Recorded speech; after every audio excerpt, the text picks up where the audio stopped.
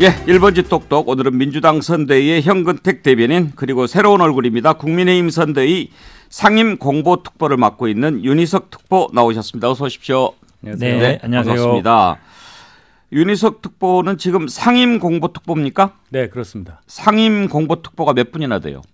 두 분으로 알고 있습니다. 저 포함해서. 예, 김경진 전 의원님이 그가 특보 단장이고. 예, 그리고 단원은 저 혼자로 알고 있습니다. 특보 단장하고 특보하고 상임공보특보.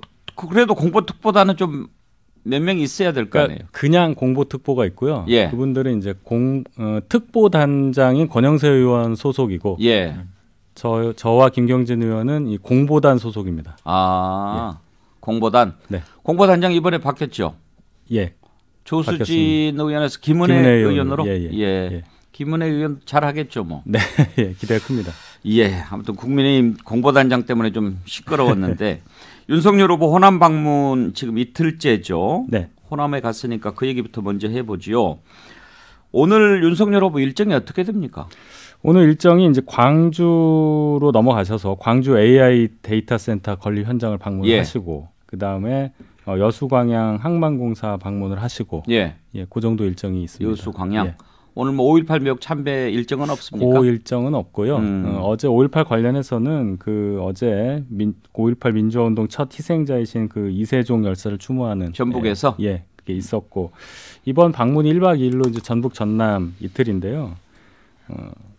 국민 통합의 메시지를 다시 한번 전달하는 그런 의미가 있고요. 예. 물론 그 사과 관련한 어떤 진정성, 그 호남에 대한 진심을 다시 한번 부각하는 그런 일정이 있고, 또 언제까지 사과만 하고 그럴 수는 없는 겁니다.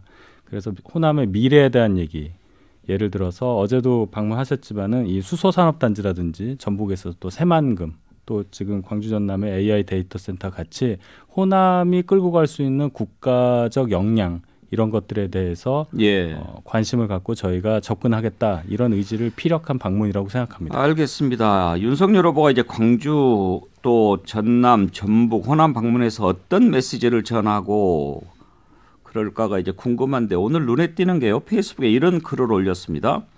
김대중 정신을 저버린 더불어민주당을 호남에서 심판해야 한다. 호남을 기반으로 성장한 민주당이 민주주의 정신을 버리고 국민들을 갈라치는 정치를 하고 있다, 이렇게 얘기를 했는데, 윤희석 특보 또 이 윤석열 후보의 이런 주장에 대해서 동의합니까? 김대중 정신과 비교를 했을 때 구민주당의 후예라고 할 수 있는 지금 현재 더불어민주당이 과연 그 정신에 맞는 행보를 보이고 있느냐, 그 정신을 구현하고 있느냐는 것에 대한 마땅한 지적이라고 생각을 합니다. 기본적으로 김대중 정신이라고 하는 것이 무엇입니까? 민주주의 원칙에 입각을 해서 첫째도 국민통합, 두 번째도 국민통합을 외쳤다고 저는 생각을 합니다. 근데 지금 왜 그런지 모르겠지만 민주당 또 이재명 후보가 발산하는 메시지는 어디까지나 국민을 어떤 기준에 의해서 나누는, 소위 갈라치기라고 얘기를 하죠. 따라서 국민통합과는 거리가 먼 어떤 정략적인 이해의 산물이다, 이렇게 저는 생각합니다. 국민통합이 김대중 정신인데 지금 문재인 정부 이재명 후보는 갈라치기를 하고 있다. 그래서 김대중 정신을 배신했다, 이런 주장이군요. 네. 현근택 대변인 얘기를 들어봐야죠. 저는 뭐 동의하기 어렵습니다. 왜냐하면 지금 갈라치기라 그러는데요. 뭘 어떻게 갈라치기 하는지 모르겠는데, 저는 아마 김대중 대통령의 정신은 가장 크게는 한반도 평화에 대한 거고요. 두 번째는 저는 아마 인권 보장, 소수자 보호, 이런 부분이 있거든요. 본인이 그동안 탄압을 받아왔기 때문에 한반도 평화 부분에 대면 이어가고 있죠. 지금 문재인 정부에서 남북 대화도 하고 있고, 어쨌든 뭐 지금 종전선언도 하려고 하고 있고, 그게 가장 큰 햇빛 정책으로 상징되는 김대중 정신이라 보고요. 두 번째는 이제 소수자 인권 보호 부분인데, 저희들도 항상 그쪽으로 관심 갖고 있습니다. 그렇게 본다 그러면 뭘 어떻게 갈라치게 하자는 건 잘 모르겠고, 그러니까 나는 지역에 방문했을 때는 그 지역에 뭐 예를 들어서 이게 제가 보기에는 오히려 갈라치기 하는 것 같은 생각이 들어요. 이 메시지 자체가. 왜 그러냐면 호남에도 분명히 민주당을 지지하는 분들이 있고 국민의힘 지지하는 분들이 있습니다. 그럼 국민의힘 지지하는 분들한테 어쨌든 호남에서 우리가 이렇게 잘하겠습니다, 이렇게 얘기하면 되는 것이지, 거기 가서 저는 오히려 이거 본인들이 지지하지 않는 사람과 본인들이 지지하는 사람을 갈라치기 위한 이런 메시지 아닌가. 저는 뭐 적절하지 않다고 보고 있습니다. 오히려 호남을 갈라치게 하는 발언이다. 글쎄요, 그렇게 봐야 되나요? 호남에 계신 분들이 김대중 정신 아주 설명 잘하셨는데, 인권 또는 여성에 관련한 여러 가지 사항에 대해서 지난 4년 동안 적어도 문재인 정권 하에서 무슨 일이 일어났는지 잘 아실 것이고 왜 우리가 호남을 갈라치게 합니까? 호남도 저희가 더 적극적으로 접근하겠다는 메시지를 드리는 건데 그렇게 반응하실 필요는 없다고 봐요. 예. 하늘나라에 계신 김대중 대통령께서 내 정신을 가지고 이렇게 저렇게 다르게 해석하는 걸 어떻게 생각하실지 궁금하군요. 자, 그런데 윤석열 후보 발언이 또 이번에도 몇 가지 논란이 된 게 있는데 어제 전북에서 한 발언이죠. 극빈의 생활을 하고 배운 게 없는 사람은 자유가 뭔지도 모를 뿐 아니라 자유가 왜 개인에 필요한지에 대한 필요성 자체를 느끼지 못한다. 전북대 학생들과 간담회에서 이런 얘기를 한 모양인데 윤희석 특보 이 말 뜻은 어떤 뜻으로 받아들여야 될까요? 전제가 조금 있는데요. 예. 기본적으로 자유를 구가하기 위해서는 삶을 영위할 수 있는 어떤 최소한의 기반이 필요하다는 의미입니다. 즉 삶에 지쳐서 뭔가 아무 생각도 할 수 없을 정도로 극단적인 상황에 몰려있는 상황에서는 자유의 가치와 자유가 무엇인가에 대한 인식조차 할 수 없다. 예. 그만큼 어렵다는 뜻이고 이게 왜 이런 얘기가 나왔냐면 미국의 그 베리 골드워터라고요. 네. 한 60년 전에 공화당 대선 후보로 나왔던 분이 있는데 유명한 보수주의자입니다. 그래서 보수주의자의 양심이라는 책을 쓰신 분인데 그 내용에 보면 국가가 조세 부담을 지울수록 즉 큰 정부일수록 그 조세 부담에 허덕일 수밖에 없는 경제적 약자들은 자유를 구속당할 수밖에 없다는 그런 내용이 있습니다. 예. 그 내용을 인용하면서 그 내용에 대한 어떤 설명을 하시다가 전제 조건이 빠진 얘기를 하게 되고 좀 표현이 뭐 극빈이라든지 이런 단어가 나와서 이것이 이제 조금 설화처럼 되고 있는데 예. 기본적인 의미는 경제적인 어떤 상황을 뭔가 여유 있게 가지고 있지 않으면 국민 전체가 어느 정도의 경제적인 윤택함을 누리지 않는다면 자유라는 것도 실제적으로 누릴 수가 없는 상황이 된다. 그래서 그런 상황이 있는 분들을 도와드려야 한다는 의미에서 하신 말씀이에요. 이 말이 그러면 윤석열 후보 얘기가 아니고 베리 골드워터 얘기입니까? 베리 골드워터가 주장했던 얘기를 본인의 언어로 다시 말씀하신 건데 베리 골드워터가 극빈의 생활을 하고 배운 게 없는 사람은 자유가 뭔지도 모른다 이런 얘기를 한 건 아니고 그러니까 본인의 언어로 얘기를 한 거고 베리 골드워터의 뜻은 예. 국가가 국민의 어떤 조세 부담을 준다든지 경제적인 윤택함을 어느 정도 박탈하게 된다면 그것을 거기에 쫓긴 국민들은 자유를 느끼기 어렵다. 따라서 자유를 구속하는 그런 상황이 된다. 그러니까 국가가 그런 역할을 하지 말고 국가는 경제적 윤택함을 위해서 국민들을 지원해야 된다. 이런 뜻입니다. 그러면 윤 특보 생각하시기에 이 발언은 실언은 아니라고 생각합니까? 표현에 있어서는 부적절한 부분이 있었다고 생각합니다. 예. 근데 본 뜻을 제가 전달해 드린 거고. 본 뜻은 제가 이제 설명을 들어보니까 네. 이해가 됩니다. 골드워터 얘기는 네. 그러니까 너무 이렇게 팍팍하고 힘들면 자유를 못 느낀다는 얘기잖아요. 그렇죠. 자유를 느낄 최소한의 조건은 있어야 한다는 뜻입니다. 그건 이해가 돼요. 예. 그런데 가난하고 배운 게 없으면 자유가 뭔지도 모른다 하는 것은 골드워터 얘기하고는 좀 다른 거 아닌가요? 그러니까 이거를 다시 해석을 하면 극빈의 생활을 하고 배운 게 없는 사람 이게 아니라 극빈의 생활을 할 수밖에 없는 예. 상황과 배울 수 없는 상황에 놓여 있게 된다면 이렇게 순화하면 의미가 전달이 되겠죠. 그러니까 말이에요.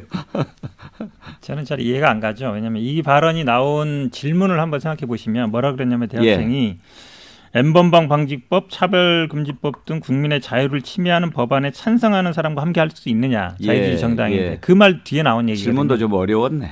그러면 예를 들어서 우리는 뭐 자유를 중시하기 때문에 그런 법안에 대해서는 원칙적으로 찬성하지만 그래도 뭐 수정해야 된다 이렇게 얘기하면 되는 거거든요. 근데 이제 이거에 대한 답변을 하면서 본질적으로 지금 말씀 뭐 극빈 그분 얘기한 게 아니라 본인의 평소 자유관을 얘기했다고 보는데 이렇게 얘기한 거잖아요. 극빈한 생활을 하고 배운 게 없는 사람은 자유가 뭔지 모를 뿐만 아니라 자유가 왜 개인에게 필요한지 자체를 느끼지 못한다. 일정 수준의 교육과 기본적인 경제 역량이 있어야 자유가 무엇인지 알게 되는 것이 자유의 본질이다. 이렇게 얘기한 거거든요. 한마디로 얘기하면 어느 정도 좀 배우고 가진 게 있어야 자유라는 거를 느낄 수 있고 그거를 요구할 수 있는 게 아니냐. 누릴 권리가 있는 게 아니. 이게 보면은 18세기 좀 얘기 끝나고 얘기하세요. 18세기 우리 프랑스 혁명 때 사실은 재산이 있는 사람, 좀 가진 사람들만 어찌 보면 투표권도 주고 뭐 자유권을 주고 이랬었거든요. 그때 하는 얘기지 지금은 이런 얘기하면 큰일 납니다. 그러니까 자유권이라는 거는 기본적으로 모든 국민한테 보장돼야 되는 것이지 뭐 재산 문제라든지 학력이라든지 이거랑 관계없는 거다. 오늘 윤희석 특보가 처음 오셨는데 제가 사전에 좀 설명을 못 드려서 죄송합니다. 이게 제목이 1번지 똑똑인데요. 우리 현근택 대변인 이야기하실 때 하실 말씀 있으시면 이렇게 여러 번 제가 저 당했어요. 제가 알고 있어요. 알고 있는데 제가 한마디만 할게요. 말씀하십시오. 그걸 그렇게까지 얘기하시면 되게 과한 거예요. 자유를 누릴 사람의 권리에 대해서 얘기한 게 아니에요. 제가 지금 계속 말씀드리잖아요. 자유를 누리기 위해서는 그런 전제 조건이 필요하다는 얘기를 한 거지. 그걸 어떻게 가진 사람만 자유를 누린다고 그렇게 해석을 합니까? 예. 자, 그런데 이제 뭐 이러려고 윤석열 후보가 그렇게 발언을 했겠냐 이런 생각이 듭니다. 그런데 이제 윤석열 후보가 정치 시작한 지가 얼마 안 됐지 않습니까? 초반에 이제 좀 이런저런 좀 자기 의도하고 다른 표현들이 있었고 그 부분을 좀 해명하느라고 애를 좀 많이 썼지요.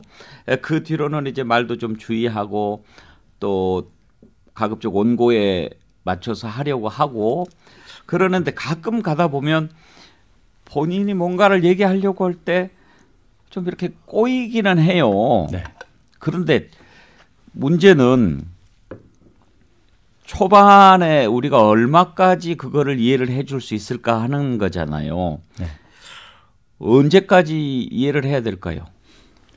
참 이거 제가 뭐라고 말씀드리기가 참 곤란합니다. 솔직히 말씀드려서. 근데 이런 부분을 좀 양해해 주셨으면 좋겠어요. 이 정치적인 언어라는 게 있습니다. 그리고 그 메시지가 해석되는 방법이 또 따로 있는 거 아니겠습니까? 정치적인 영역에서는. 근데 아직은 그것에 대한 어떤 상황이 체득되지 않았다. 예. 그래서 저희도 이것을 어떻게 해서 빨리 이걸 교정할 수 있을까 생각을 했는데 순간적으로 나오는 메시지를 저희가 어떻게 할 수도 없는 거고 그래요. 또 진위가 그런 게 아니기 때문에 또 후보께서 앞으로 잘하시기를 바랄 수밖에 없는 거죠. 윤특보 곤란하게 하려고 하는 건 아닙니다. 네. 알겠습니다. 그런데 이제 이런 거 좀 잊을만 하면 네. 또 나오고 자꾸 그래서 말이죠.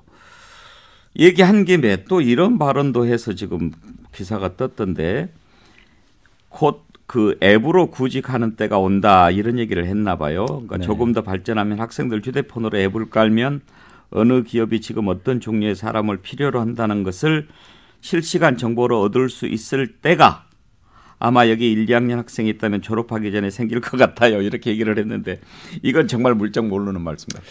근데 이거는 제가 직접 여쭤본 건 아니지만은 이게 해석을 보니까 아무려면 앱으로 뭐 요새 구직 사이트도 많고 한데 그걸 모르시고 하신 얘기가 아니라 지금 그 소위 말하는 휴대폰 상에는 이 앱 구직 앱이 갖고 있는 기술 수준보다 조금 더 나아진 상황을 상정하고 말씀하신 것 같아요. 예를 들어서 1대1로 실시간으로 막 인스턴트 채팅 수준으로 기업과 어떤 구직자가 매칭이 돼가지고 뭔가 한다든지 이렇게 지금보다 조금 더 발전된 수준 얘기를 하신 것 같아요. 예. 설마 이걸 모르시고 말씀하신 건 아니라고 저는 생각해요. 그런데 이제 그 얘기를 학생들이 들었을 거 아니에요. 그렇죠. 학생들이 어떻게 생각하겠느냐 이거죠. 이게 참 네. 알겠습니다. 제가 뭐 한마디 좀 할게요. 네, 어차피 뭐 제가 너무 아프게 하지 마세요. 하지 않을게요. 왜냐면 저도 이제 이거 쓰거든요. 왜냐면 저도 뭐 직원들도 뽑고 변호사도 뽑을 때 있으니까. 윤희석 특보 이제 안 나와 그러면. 아니에요. 이게 쓴 지 꽤 됐어요. 예. 그리고 말씀처럼 네. 그 회사하고 뭐 다이렉트는 안 되는데 그 취업 이렇게 올리면 그 담당자 예를 들어서 뭐 리크루트든 잡코리아든 뭐 사람이라면 담당자들하고는 지금도 말씀하신 그게 됩니다. 1대1 채팅도 되고 이렇게 있어서 저는 사실은 이분이 어쨌든 검사만 했잖아요. 평소에 뭐 사람을 채용하거나 이런 경향이 없을 것 같단 말이죠. 그리고 앞에 얘기처럼 이게 결국은 앞에서는 지금 조금 곤란한 질문일 수는 있지만 정치라는 게 어느 한순간에 되는 게 아니다. 지금 사퇴하고 나온 지도 거의 뭐 7, 8개월 넘었고 정치하겠다고 한 지도 한 5, 6개월 됐거든요. 그런데 지금 우리나라 어쨌든 뭐 정치 활동에서 가장 큰 게 대선이잖아요. 그거에 대한 이제 준비가 됐느냐? 저는 근본적인 그런 질문이라고 봐요. 전 보면서 그런 생각이 들어요. 사실 쉽지 않을 것 같아요. 왜냐하면 물론 본인이 정치를 했던 사람이 아니니까 솔직하게 뭐 이런 점에 좀 서투니까 이해해 주십시오 하는 것도 좋지만 그것도 한두 번이고 최재형 전 감사원장 같은 경우에 또 그런 얘기 잘못했다가 또 확 갔지 않습니까? 그러니 맨날 모른다고 할 수도 없고 딜레마일 거예요. 네, 그런 부분이 있고요. 그렇지만 적어도 지금까지 그래도 공식적인 정치 활동을 한 지가 이제 6월 29일부터 하셨으면 거의 반년이 됐지 않습니까? 저는 국민들께서 이런 소소한 어떤 뭐 무리를 빚은 측면이 있지만은 그래도 많이 깎여지고 예. 다듬어져서 국민들께서 원하시는 그런 정치인으로 거듭나고 있는 과정이라고 생각합니다. 윤석열 후보가 하여튼 뭐 좀 준비가 안 된 것 같다. 이런저런 실수들이 있다. 그렇다고 한다면 이재명 후보는 말을 좀 너무 바꾼다. 그리고 사실이냐 뭐 이런 지적이 있는데 잠깐 전하는 말씀 듣고 이번에는 그 부분 한번 좀 따져봅시다. 네, 1번지 똑똑 현근택 민주당 선대위 대변인, 윤희석 국민의힘 선대위 상임공보특보와 함께하고 있습니다. 자, 앞부분에 윤석열 후보 호남 방문에서 했던 발언 논란 짚어봤는데요. 이번에는 이재명 후보가 했던 얘기를 한번 좀 따져볼까 합니다. 어제 아주 비극적인 소식이 들렸지요. 대장동 의혹과 관련해서 수사를 받던 김문기 처장이 극단적인 선택을 했는데 대장동 관련해서 언제 특검하냐 이렇게 계속 논란을 빚고 있는 중에 이런 비극적인 일이 또 터졌습니다. 벌써 두 번째지요. 그런데 이재명 후보가 성남시장 시절에 김 처장 잘 모른다 그렇게 얘기를 했습니다. 그랬더니 국민의힘에서 그럴 수가 있느냐. 성남시장 시절에 김 처장과 함께 10박 11일 호주 뉴질랜드 출장도 갔다 왔는데 그때 갔던 사람 별로 많지도 않은데 같이 갔던 사람을 기억을 못한다는 게 말이 되느냐. 그러면서 또 성남시장 시절에 세미나를 했는데 바로 그 옆에 자리에 앉아있는 그런 사진도 공개를 했습니다. 현근택 대변인. 네. 저도 이 상식적으로 외국을 10박 11일이나 갔는데 같이 갔던 사람을 모른다, 기억이 안 난다. 믿어지지가 않아요. 저는 뭐 이렇게 이해하고 있습니다. 이제 두 가지 사진 나왔잖아요. 2009년 토론회 사진, 예. 그다음에 2015년 호주 방문 사진이었는데 뭐 토론회 나왔을 때 뭐 모두 아느냐, 뭐 그건 제가 보기에도 일반적이진 않습니다. 그렇죠. 왜냐하면 토론 예. 나와서 서로 인사하고 헤어지는 경우도 예. 많거든요. 핵심적인 건 결국은 호주 방문 갔다 왔는데 10박 11일 10여 명이 갔다는 거 아닙니까? 근데 그때 모를 수 있느냐는 건데 아마 이때 제가 이야기는 안다는 거는 단순히 뭐 오가는 사람으로는 알 수 있는데 지금 핵심적인 내용이 결국은 대장동과 관련된 어떤 그런 업무를 처리하는 거나 이런 부분에 대해서 말씀하는 것 같은데요. 이때 아마 기억하시겠지만 이 판교 쪽에 이제 트램이 많이 이슈가 됐었고 예. 그러다 보니까 이제 트램이 이제 호주 쪽에 좀 발달돼 있으니까 이제 그거를 이제 견학하러 간 건데 이 사진이 사실은 뭐 처음 나온 건 아닙니다. 지난번에 그렇죠. 유동규 본부장이 측근 뭐 논란. 측근이냐 아닐 때도 그때도 같았죠. 뭐 여행 같이 가는데 측근이냐 아닐 수 있느냐 이런 얘기 있었는데 저는 그래서 이해가 안 되는 게 네. 이 사진이 처음 나온 것도 아니고 네. 지난번에 유동규 씨 관련해서 측근이냐 아니냐 했을 때 나왔잖아요. 네. 그러면은 이번에 아냐 모르냐라고 했을 때 이미 그때 해외 출장 갔던 사진이 다 공개됐으니까 정말 기억이 안 났다면 야 그때 그 사진 한번 보자. 여기 있네. 난 기억이 잘 안 나는데 같이 간 거 맞구나. 내가 모른다고 하면은 안 되겠네. 이렇게 가야 정상 아니에요? 뭐 그럴 수도 있는데요. 근데 제가 보기에 이게 안다 모른다 내용이 단순히 이제 뭐 한 번 예를 들어서 만났거나 아니면 뭐 대화를 나눠서 이런 부분보다는 그 사람에 대해서 자세히 예를 들어서 어떤 일을 하고 어떤 사람이고 이런 것들은 뭐 깊이 있게 대화를 나누거나 이렇게 아는 거거든요. 그러니까 단순히 이거 아는 정도의 어떤 차이는 분명히 있을 것 같다 이렇게 봅니다. 그러니까 여행 갔다고 해서 일반적인 사적 모임이 아니거든요. 공적 조직이고 예. 시장과 수행원들 관계입니다. 그럼 시장 예를 들어 비서실이라든지 이런 분들은 제가 보기에 계속 수행을 하고 뭐 식당에서도 같이 할 수 있지만 이분은 산하단체의 본부장도 아니고 처장이었거든요. 몇 명이나 갔을까요? 그때 뭐 아마 10여 명으로 이렇게 알고 10여 있습니다. 명 정도면 10박 11일 가가지고 만약에 10박 11일을 같이 있었는데도 그 사람은 기억을 못한다면 너무 성의가 없는 거죠. 뭐 그럴 수도 있는데 아마 이게 아마 논란이 되는 거는 결국은 이분이 극단적인 선택을 했는데 이제 이 부분에 대해서 그러면 뭐 책임이 있는 거 아니냐 이제 이 부분 때문에 저는 나온 것 같아요. 근데 저는 사실은 뭐 본질적인 아닌 얘기일 수 있습니다만 이거를 자꾸 지금 왜냐면 지난번에 유한기 본부장도 그렇고요. 그분도 사실은 유동규 본부장 밑에 있던 사람이거든요. 이게 자꾸 이제 윗선을 안 불었다 그러는데 윗선이라는 거는 유동규 본부장 위라야 돼요. 근데 유한기 본부장 같은 경우도 사실은 개인적인 비리가 문제됐던 거고 지금 김문기 전 처장님도 사실은 결정적인 문제는 지금 공사에서 이 뭐 개인정보 흘린 거 아니냐 이런 부분에 대해서 하는 거거든요. 그래서 저는 어떤 식으로든지 간에 이 사람들을 뭐 처벌해야 된다 이런 어떤 여론의 흐름이나 이런 게 저는 그런 영향을 많이 미치고 있다고 봅니다. 저는 그거는 제 개인적으로는 별개의 논란인 것 같아요. 그러니까 아냐 모르냐라고 했을 때 안다. 그렇지만 그 부분은 좀 다른 거죠. 제가 기억나는 게 김태호 의원 있잖아요. 네네. 국무총리 지명 당했어요. 그때 왜 낙마했냐면 박연차 회장 아냐고 물어본 거예요. 모른다고 그랬어요. 왜 모른다고 그래요? 모를 리가 없는 거죠. 그 정치를 그렇게 오랫동안 했고 그 지역의 유력한 기업인인데. 그런데 같이 뚝 사진 가까이 찍은 거 나오니까 거짓말 들통났잖아요. 전 왜 모른다고 했는지 참 이해가 안 가요. 저는 뭐 수사 여부, 뭐 대장동 사건의 윗선 관련 여부 그건 별개로 하고요. 이분이 그래도 본인이 성남시장 할 때 산하기관에서 그래도 중책을 맡았던 분이잖아요. 여행도 뭐 같이 가고 그랬으면 적어도 조의 표시 정도는 나와야 되는데 지난번에 그 유한기 씨 극단적 선택했을 때도 보면은 뭐 어쨌든 조의를 표합니다. 뭐 이런 식의 전 인간적으로 그럴 수 있다는 생각이 들어요. 그리고 아냐 모르냐 여부를 뭐 기억 못할 수도 있습니다. 그런데 말씀드렸다시피 이런 정도까지 갔으면 그래도 아냐 모르냐는 식으로 가서 고인에 대해서 뭔가를 덮어씌운 듯한 그런 인상 주지는 말았어야죠. 대선에 출마하신 분 아니겠습니까? 그냥 뭐 민사소송, 형사소송하는 것도 아니고요. 아무튼 그러다 보니까 이제 자꾸 뭔가가 있는 거 아닌가 그렇게 오히려 오해를 불러일으킬 소지가 생기는 건데 그나저나 이렇게 2명이나 비극적인 일이 생기니까 이거 빨리 특검이라고 또 해서 확실하게 밝히면 좀 낫지 않을까 하는데 현근택 대변인 지금 특검은 누구 때문에 안 되는 거예요?